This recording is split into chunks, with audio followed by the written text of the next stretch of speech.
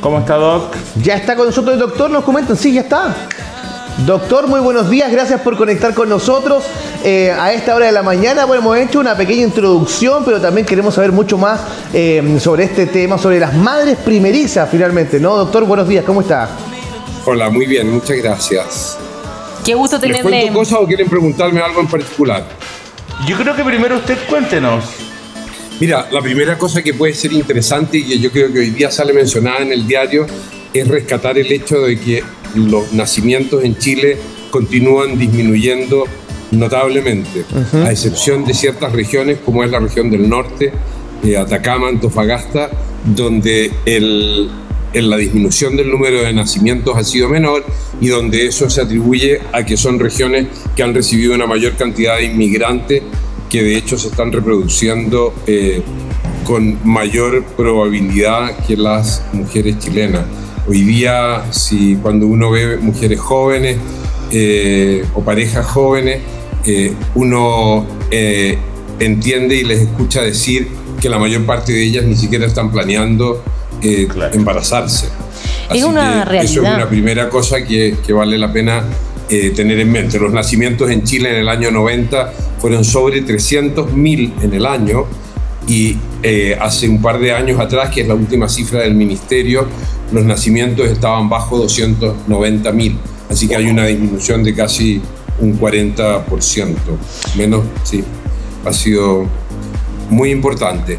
Mira, y respecto de las mamás que están embarazadas por primera vez, yo creo que sin duda también ha habido cambios hoy día porque las mujeres y los matrimonios y las parejas tienen acceso a mucha información de internet y a mucha conversación no solo con los papás de ellos, sino con amigas, porque hoy en día se conversan mucho más estas cosas que lo que se conversaban en el pasado, cuando había más cosas que se resguardaban como en cierta intimidad. Hoy se ventilan mucho más ciertas cosas. Y en definitiva, entonces, uno ve hoy día pacientes mucho más informadas que antes, no siempre con información verdadera o fidedigna, porque no toda la información que uno puede ver en las redes sociales o en internet es verídica.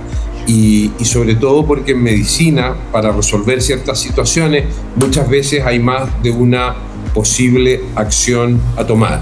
Ahora, yo les diría que en principio, y sobre todo en una mamá, una mujer que está embarazada por primera vez, lejos las dos cosas más importantes probablemente sean elegir el sitio donde va a parir su guagua, donde va a tener su parto, donde se va a controlar por lo tanto, y elegir el médico o el equipo tratante con el que se va a controlar, para que confíe en ese equipo y lo conozca a lo largo de los controles. El control prenatal, el control de embarazo es la herramienta de que hoy se dispone más importante para disminuir riesgos para la madre y para el futuro recién nacido. Hoy en día hay muchas tecnologías donde la ecografía, el ultrasonido es de las más importantes. Existe la posibilidad de diagnóstico genético prenatal donde ustedes pueden acercarse a conocer los cromosomas u otras enfermedades de la guaguita in útero, pero lejos lo más importante para un buen pronóstico es controlarse el embarazo y que la mujer o que esa familia nueva se controle en un sitio adecuado donde tenga disponibilidad de todos los recursos que pudiera necesitar y con un equipo médico y de matronas con los que ella confía. Ese es un resumen apretado de la situación, les diría. Perfecto, doctor. Bueno, y si nos ponemos en el caso de ser una madre primeriza, ¿cómo me doy cuenta? ¿Cuáles serían los primeros síntomas en los cuales ya tengo que ir sí o sí, cierto, por un test para confirmar y despejar toda duda? Sí, yo te diría que la primera cosa siempre hay que considerar que lo primero es un atraso menstrual. Si falta la menstruación, aunque sea un día en pacientes que tienen ciclos regulares, aunque no sean cada 28 o cada 30 días, pero si son ciclos más o menos regulares, ciclos menstruales más o menos regulares, una vez al mes, basta tener 1 o 2 días de atraso menstrual para que valga la pena hacerse una prueba de embarazo y diagnosticar el embarazo. Cuando una mujer tiene atraso menstrual y una prueba en orina de embarazo positiva, la posibilidad de que no esté embarazada es prácticamente cero. Y por otra parte, hay una serie de síntomas o manifestaciones clínicas precoces que la mamá embarazada tiene.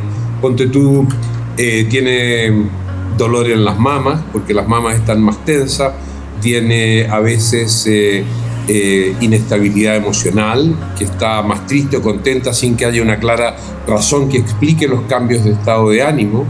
Todo eso por la cosa hormonal que se está produciendo y cambiando rápidamente y agresivamente. Puede haber dolores en el bajo vientre porque el útero empieza a crecer y tracciona ligamentos que lo mantienen en su posición normal, y al traccionar esos ligamentos hay dolores y molestias. Puede tener náuseas, puede tener vómitos, puede tener mucho sueño, en fin, así que hay cambios físicos y emocionales que son muy propios de los primeros meses de embarazo y que después tienden a disminuir o a desaparecer después de las 14 semanas de atraso menstrual, que es cuando la mujer entra al segundo trimestre del embarazo, que es la época en que mejor la mamá convive con esta suerte de trasplante que es el embarazo. Doctor, ¿y podría ser que no tiene nada? ¿Que no tiene ni asco, ni el dolor, ni las mamas duras, ni nada? ¿Puede ser que pasen los días y ni siquiera sepa que está embarazada? Sí, eso puede ocurrir, no es lo más frecuente, y a veces se crean ciertos problemas diagnósticos, sobre todo porque hay ocasiones, piensa tú, en que la mamá está dando de mamar, incluso desde un parto previo, y entonces no ha menstruado porque tiene una lactancia prolongada y ni siquiera se da cuenta que hay un nuevo embarazo, aun cuando pudiera tener algunas de las manifestaciones que yo les mencionaba. Pero sí, la respuesta es que puede ocurrir que no tenga nada de nada, a pesar de que en esos casos, en algún minuto, al acercarse o durante el segundo trimestre del embarazo, ella va a notar que tiene un bulto en el abdomen que le empieza a ocupar buena parte progresivamente del abdomen. Pero sí, puede pasar que tenga poco y nada, a pesar de que eso no es lo más frecuente. Doctor, cuando en general, hombres y mujeres, cuando vivimos un momento por primera vez, siempre estamos pendientes de todo lo que está pasando, de cada detalle, ¿no? Porque es algo que estamos conociendo recién. Y en este caso en particular, cuando una mujer está embarazada, sabiendo que ya está embarazada, se preocupa de algunos detalles como que no se ha movido mucho el bebé en el vientre, que tengo antojo, pero no sé si este antojo es real porque realmente tengo antojo o porque el estado de embarazo se lo está generando. Estos son de alguna manera mitos, ¿cierto? O bien esto viene de la mano con una maternidad primeriza, ¿no? Este estado de alerta constante. ¿Esto viene intrínseco con el embarazo?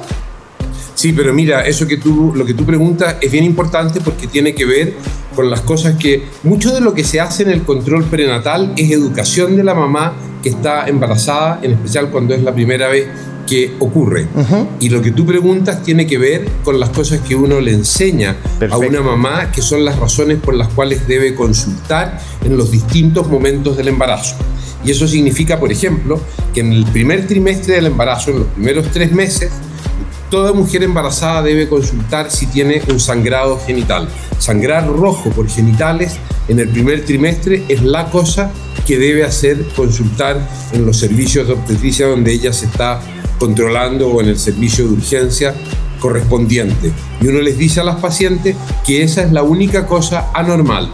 Cuando hay síntomas de los que hablábamos antes, es una evidencia a favor de que el embarazo está bien en cierta manera. Una de las cosas que le pasa a la mujer embarazada cuando no tiene ningún síntoma en relación a la pregunta anterior es que ella suele estar más preocupada porque cree que si no tiene náuseas, si no tiene vómito, si no tiene dolor abdominal o sueño, quiere decir que el embarazo está mal. Y eso no es así. Uno les repite y las educa en el sentido de que sangrar por genitales rojo es la cosa anormal y la cosa que debe hacerlas consultar.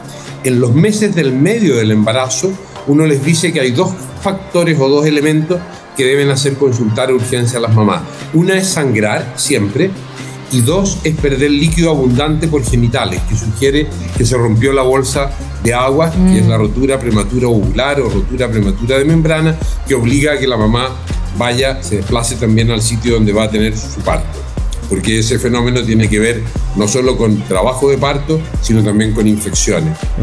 Perfecto. Finalmente, en el tercer trimestre del embarazo, uno les dice que hay 4 razones por las que deben consultar: sangrar siempre, perder líquido abundante por genitales. En tercer lugar, la ausencia de movimientos en la noche al acostarse, porque ves que una de las cosas que ocurre es que en el tercer trimestre del embarazo el feto inútero ha desarrollado lo que se llama ritmos circadianos de sueño y vigilia, y eso se traduce, porque está estudiado, que hay una hora del día entre las 9 de la noche y la 1 de la mañana en que todas las guaguas en todo el mundo están despiertas, y por lo tanto, si esa hora coincide con la hora con que la mamá se acuesta, a menos que esté llevando una vida muy licenciosa, ¿cierto? Debiera percibir movimientos de su guaguita antes de quedarse dormida. Perfecto. Y la cuarta cosa es que tenga contracciones, y uno le enseña cómo las contracciones de trabajo de parto suponen que todo el abdomen abultado se pone duro y con una frecuencia e intensidad mayor que lo habitual. Ya les hablé mucho. Muy bien. No, pero clarísimo. La idea es poder entregar la mayor información posible, doctor Enrique, así que se lo agradecemos. Con respecto a desmitificar un poco todo lo relacionado a los primeros embarazos, de repente la mamá, ¿cierto? En este caso recibe muchos consejos, recomendaciones de casos que no son el de ella. ¿Cuáles serían las recomendaciones? Porque ahí está la mamá, la abuelita, la tía, y todas comienzan a bombardearle de un montón de información que a veces resulta ser caótico, digamos, y además genera una ansiedad la persona embarazada.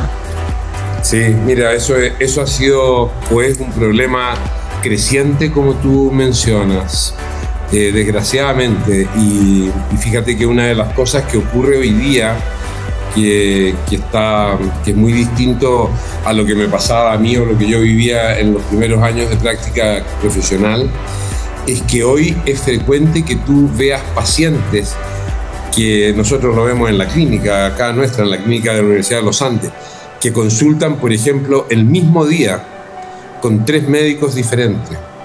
Yo creo que es una mezcla de esperar que les digan lo que cada una de ellas quiere escuchar, y lo que ellas mismas llaman como vitrineando para ver qué médico o qué persona las satisface más desde un punto de vista general.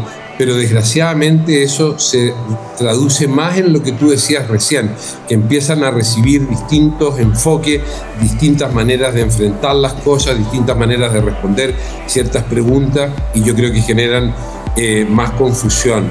Yo creo que mucho de lo que hace uno en las primeras consultas es tratar de educar a las pacientes y enseñarles. Por ejemplo, mira, yo te voy a dar 2 ejemplos así de cosas que hay que instruir a las mujeres.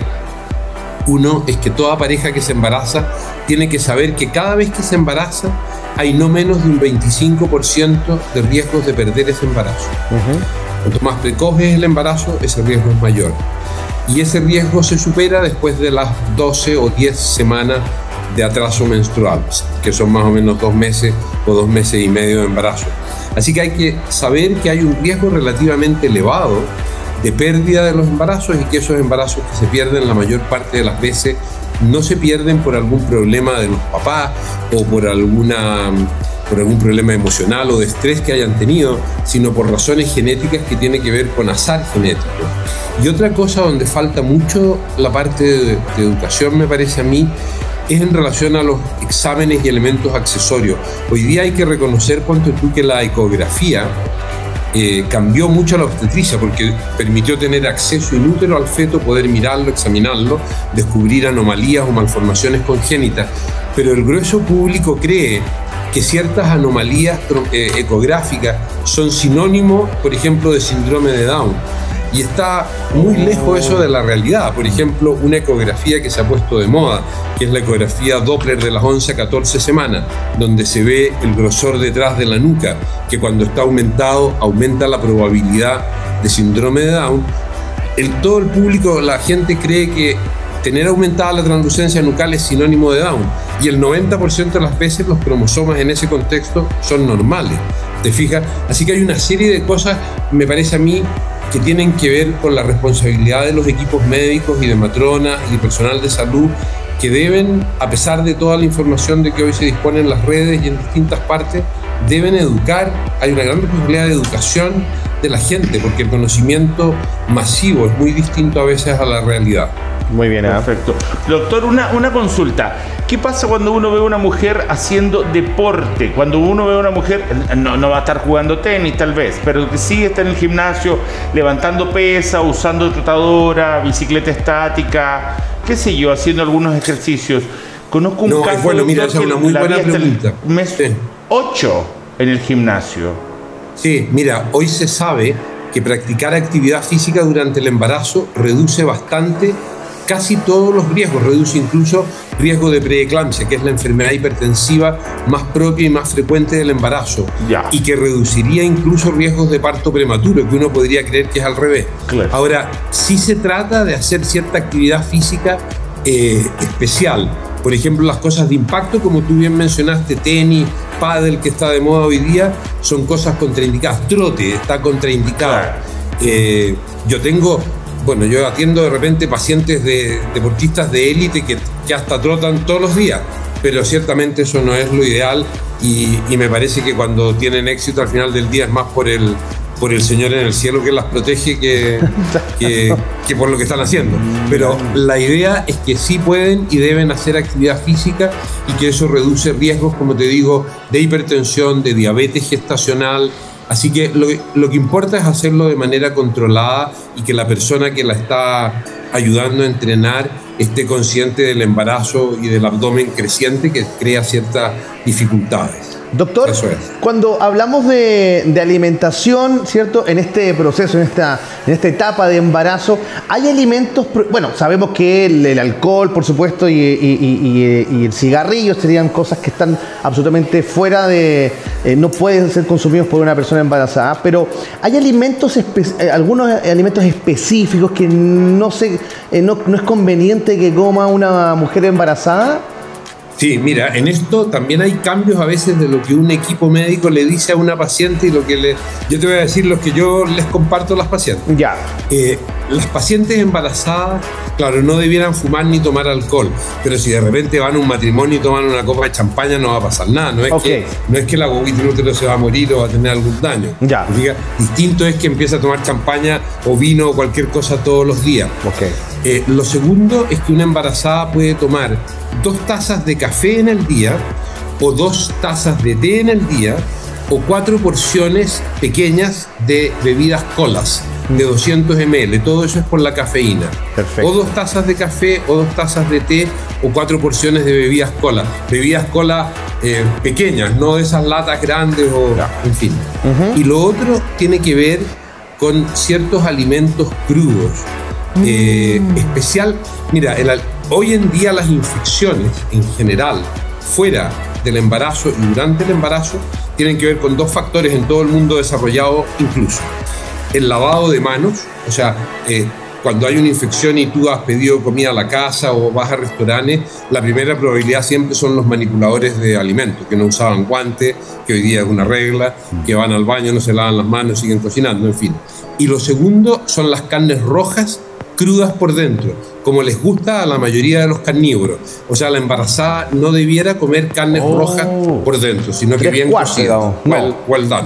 Bien cocidas. Las otras cosas, ponte tú, que a veces se agregan como ciertos mariscos o ceviche, yo creo que eso es relativo y yo les digo a las pacientes, o sea, si la paciente quiere comer ostras, ponte tú, o erizo, yo le digo que puede comer.